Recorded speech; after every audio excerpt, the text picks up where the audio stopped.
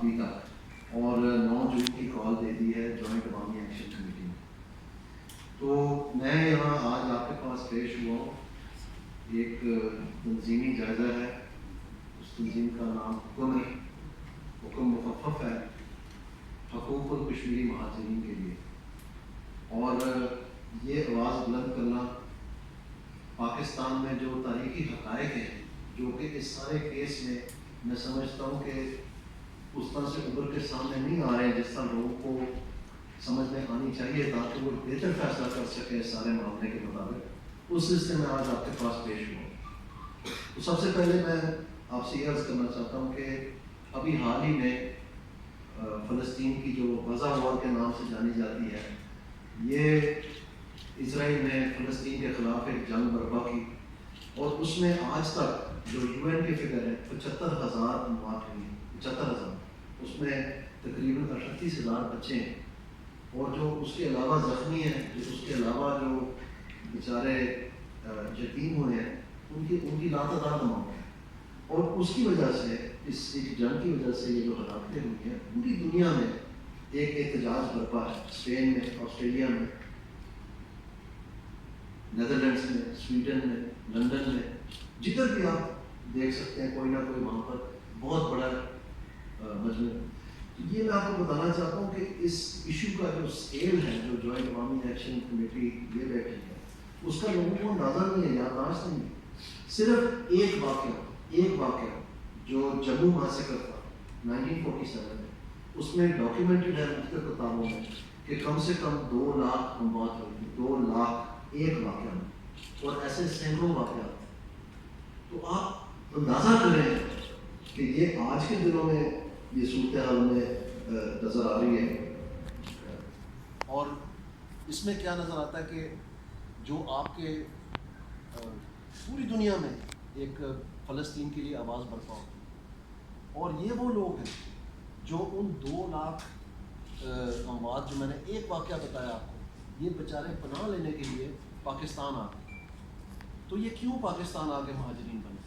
صرف اس لیے ان کے ساتھ ظلم اور زیادتی ہوئی کہ یہ پاکستان کی آواز بلند کرتے تھے، یہ پاکستان چاہتے تھے، پاکستان کا حصہ بننا چاہتے تھے ایک مسلمان ہونے کے ناطے، اور ایک مستقبل کے امید کے ناطے، اور ان کے ساتھ اتنی بڑی سزا، اتنا بڑا ظلم، اتنی بڑی زیادتی۔ تو یہ لوگوں کو پتہ نہیں ہے کہ آج ہم بہت ساری باتیں سن رہے ہیں کہ جی یہ مہاجرین کی جو سیٹیں ہیں یہ ختم ہونی چاہیے،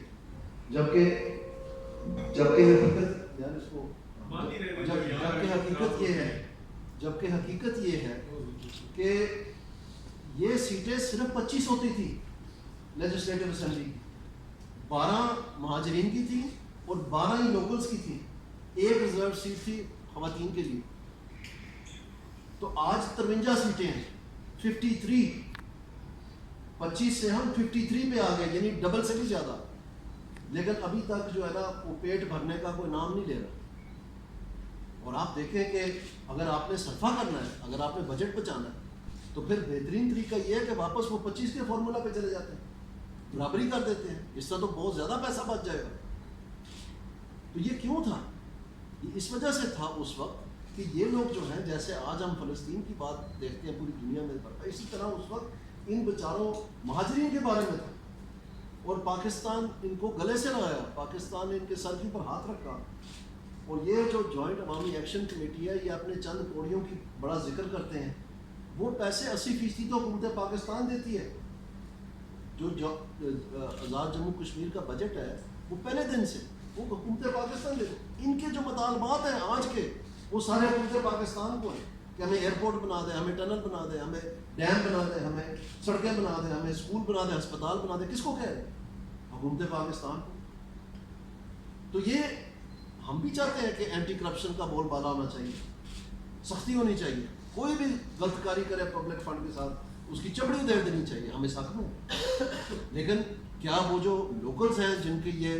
بارے میں یہ بات کرتے ہیں صرف ریفیوجی، وہ سب فرشتے؟ اگر میں نہیں چاہتا، یہ سینسٹیو سبجیکٹ ہے، میں نہیں ایک یاد دہانی کرانا چاہتا تمام باتوں کی، لیکن اگر آپ تھوڑی سی نظر پھیریں تو آپ کو پتہ چل جائے گا کہ وہ جو لوکلز ہیں، آپ ہلکا وائز دیکھنا شروع ہو جائیں، تھوڑی سی تاریخ کھول لیں، آپ کے رونگٹے کھڑے ہو جائیں گے۔ کون سی کرپشن نہیں ہوئی وہاں پر، کس رنگ کی نہیں ہوئی وہاں پر؟ تو یہ کہہ دینا کہ صرف یہی ہے اور پھر اس طرح کے الفاظ استعمال کرنا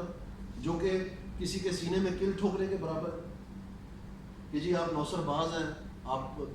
یہ لفظ میں نے سنا کہ آپ جانور ہیں، آپ یہ کوئی یہ سلیقہ ہے، کوئی یہ پارلیمانی لینگویج ہے؟ اس طرح سے بھائی آپس میں گفتگو کرتے ہیں جب آپ نے ایک ایسے اہم ایشو پہ بات کرنا ہے؟ تو میں سمجھتا ہوں کہ یہ جو کلچر ہے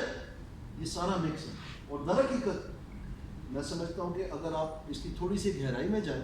تو ان کی ڈیمانڈ جو ہیں یہ بڑھتی چلی جا رہی، یعنی یہ جوائنٹ عوامی ایکشن کمیٹی کی ڈیمانڈز 3 سے شروع ہوئی تھی، صرف 3، آج وہ 38 تک پہنچ گئے ہیں۔ اور اگر آپ ان کی تقریریں سنیں جو ان کے مختلف لیڈران گرامی ہیں، وہ کہتے ہیں کہ یہ اس مرحلے کے لیے ہے، اگلے مرحلے میں ہم اور بھی سخت شرائط جو ہے سامنے لائیں۔ تو اس کا مطلب یہ ہے کہ یہ کوئی معصوم نہیں ہے لوگ جو کہ اپنے مہارات حاصل کرنے کے لیے التجا کر رہے ہیں یا ڈیمونسٹریٹ کر رہے ہیں، یہ ایسکلیٹ کر رہے ہیں سوچی سمجھی اسکیم کے تحت، 3 سے لے کے 38 تک پہنچ گئے، یہ 300 تک جائیں گے جب تک سے یہ معاملہ کسی رپچر تک نہیں جاتا، یعنی یہ ان بننا ہوتا، یہ بڑھاتے چلے جا رہے ہیں اور خود کہہ رہے ہیں تقریروں میں، آپ دیکھ لیں، میں آپ کو ابھی ٹائم تھوڑا کم ہے لیکن میں آپ کو دکھا سکتا ہوں۔ سو میں آپ سے یہ کہہ رہا ہوں کہ یہ کیا لینگویج ہے اور یہ جوائنٹ کس چیز کے ہیں؟ جو چیز پی ٹی آئی پورے پاکستان میں کوششیں کر کر کے نہیں حاصل کر سکی، اب کیا ہم اس کا ایک روپ جو ہے وہ کشمیر میں تو نہیں دیکھ رہے؟ یہ سوچنے کی بات ہے۔